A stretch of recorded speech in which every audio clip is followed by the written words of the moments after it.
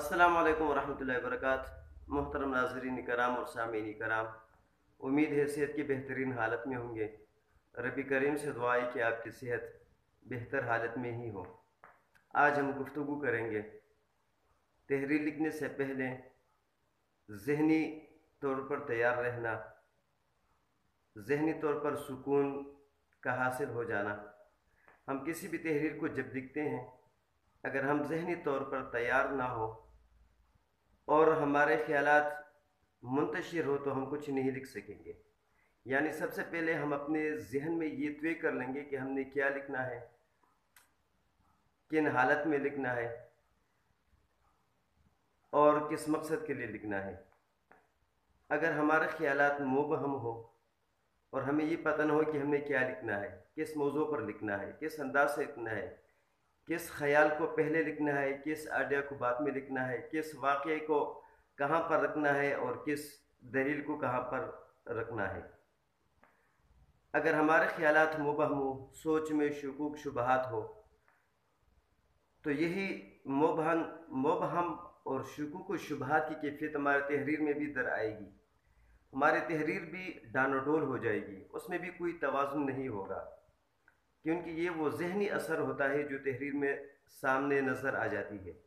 अगर हम ज़हनी तौर पर मुतमईन हो, हमारा ज़हन क्लियर हो, तो हमारी तहरीर भी बेहतर अंदाज में वजूद में आ जाएगी।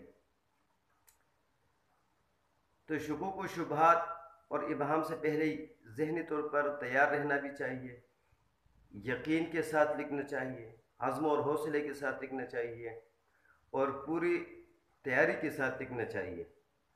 हमें सबसे बड़ा एक खौफ ये भी होता है कि मैं जो तहरीर लिख रहा हूँ ये आखिर तक पहुँचेगी भी कि नहीं।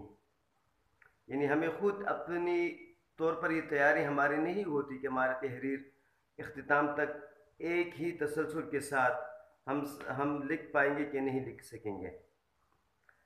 तो सबसे पहले इसी बेयकीनी को आपने दूर करना है कि आपने तहरीर को शुरू से लेकर आखिर तक पहुंचाना है, शुरू से लेकर आखिर तक आपने इख्तिताम तक पहुंचाना है, शुरू से लेकर आखिर तक आपने इसको लिखना ही है। ये यकीन सबसे पहले हमें हो जाए तो हम ज़हनी तौर पर तैयार हो जाएंगे।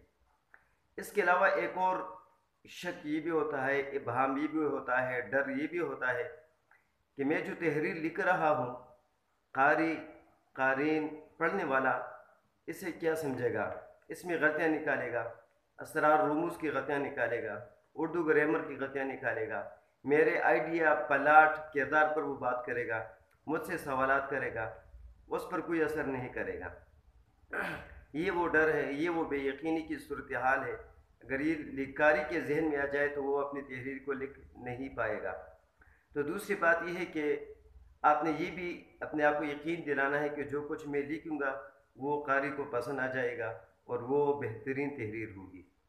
तीसरे नंबर पर ये भी एक होता है कि जब कोई लिकारी तहरीर लिखता है तो उसके ख़यालात, तसव्वुरात और मालूमात जब वो एक तरतीब के साथ ना हो, तसलसल के साथ ना हो, तो भी ये लिकारी को बेयकीनी की कैफियत में मुब्तला कर देता है।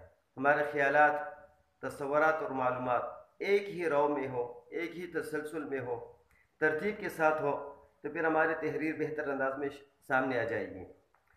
ख़यालात, मालूमात और तसव्वुरात, इसकी मिसाल आप यूँ लीजिए कि अगर आपने मौसमी बहार पर लिखना है तो मौसमी बहार में आप ये लिख रहे हैं कि मौसमी हवा की एक खुशगवार हवा की झोंके से मुझे ये ख्याल आया कि मैं किसी एक ऐसी जन्नत में रह रहा हूँ।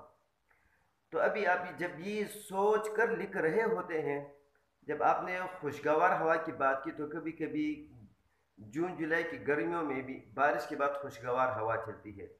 अगर आपके जहन में ये बात आ गई कि यार ये खुशगवार हवा तो जुलाई में भी होती है जब बारिश बरसने के बाद, तो ये जो बात आ जाए आपके जहन में कि ये खुशगवार हवा तो किसी और मौके पर भी होती है, तो फिर ये आपको बेयकीनी के साथ और आपकी जहनी तसलसल को मुंतशिर कर देगी।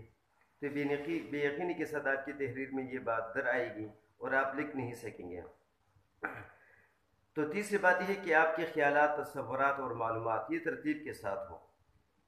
مطلب یہ کہ اس میں کوئی اور ایسی چیز گٹ بٹ نہ ہو کہ آپ کو یہ ذہنی طور پر پریشان کرے کہ یار یہ کیفیت تو کسی اور ماحول میں بھی ہوتا ہے، کسی اور موسم میں بھی ہوتا ہے، یہ کیفیت تو کسی اور صورتحال میں بھی جو ہے نا سامنے آ جاتی ہے. تو یہ آپ کا کلیئر ہو کہ آپ کی معلومات، تصورات اور آپ کی خیالاتی ترتیب کے ساتھ ہو، تسلسل کے ساتھ ہو. یعنی اگر آپ نے کسی بچے کے لیے تحریر لکھنی ہو، اگر آپ نے اس کے اسکول جانے کی کیفیت کو لکھنا ہو، تو آپ کے ذہن میں یہ بات نہیں آنی چاہیے کہ یار ہائی اسکول کا ایک لڑکا بھی جب اسکول جا رہا ہوتا ہے اس کے ڈر میں وہی کیفیت ہوتی ہے جو ایک بچے کی ہوتی ہے. ایک خوف ہوتا ہے میتھس کے ٹیچر کا، سائنس کے ٹیچر کا، انگلش کے ٹیچر کا، اسلامیات کے ٹیچر کا ایک خوف ہوتا ہے. تو اگر آپ کی ذہن میں یہ بات آ جائے کہ یار چھوٹا بچہ جب اسکول جا رہا ہوتا ہے تو ایک ڈر کے ساتھ جا رہا ہوتا ہے، اور پھر آپ کے ذہن میں یہ بات بھی آ گئی کہ یار ہائی اسکول کے لڑکے طالب علم کا بھی یہ صورتحالی کیفیت ہوتی ہے، تو یہ تو بے شک آ ہی جاتا ہے. انسانی ذہن ہے، انسانی دماغ ہے، یہ خیالات تصورات تو آ جاتے ہیں. لیکن آپ نے ترتیب اور تسلسل کو ہی آپ نے آگے لے کے جانا ہے. آپ نے اگر آپ کے ذہن میں یہ بات آ بھی جائے تو آپ نے اس کی وجہ سے اپنی تحریر کو چھوڑنی نہیں ہے، آپ نے لکھنا ہے. مطلب یہ کہ حوصلہ آپ کو چاہیے، عزم چاہیے، آپ کو بے یقینی سے نکلنا چاہیے. آپ کی جو معلومات ہو وہ صحیح معلومات ہو، اس پر آپ کا یقین ہو، جو خیالات آپ کے ہوں وہ ترتیب کے ساتھ ہوں. تو انشاءاللہ انہی امور کو اگر آپ مد نظر رکھیں گے تو آپ کی تحریر بہترین تحریر ہو جائے گی. یعنی اور اختصار میری باتوں کا یہ ہے کہ جب آپ ذہنی طور پر تیار ہوں تو آپ کی تحریر اسی پرسکون کیفیت طاری کر دے گی جو آپ کی ذہن کے اندر ہو. اگر آپ خود بھی یقین کے شکار ہوں تو آپ کی تحریر میں بھی وہ ڈال و ڈول والی کیفیت ہوگی. شکوک، شبہات، ابہام، بے جا سوالات سے آپ نکلے تو آپ کی تحریر اتنی ہی صاف ہوگی. عزم کے ساتھ لکھیں گے تو آپ کی تحریر عزم کا ایک اثر دے گی. حوصلے کے ساتھ لکھو گے تو آپ کی تحریر کے اندر ایک حوصلہ ہوگا. بہادری کے ساتھ لکھیں گے تو آپ کی تحریر کے اندر بہادری کے آثار، بہادری کے جذبات، بہادری کا ایک اثر ہوگا. اسی طرح اگر آپ کی تحریر میں شک ہوگا تو پڑھنے والے پر بھی شک کے اثرات پڑ جائیں گے.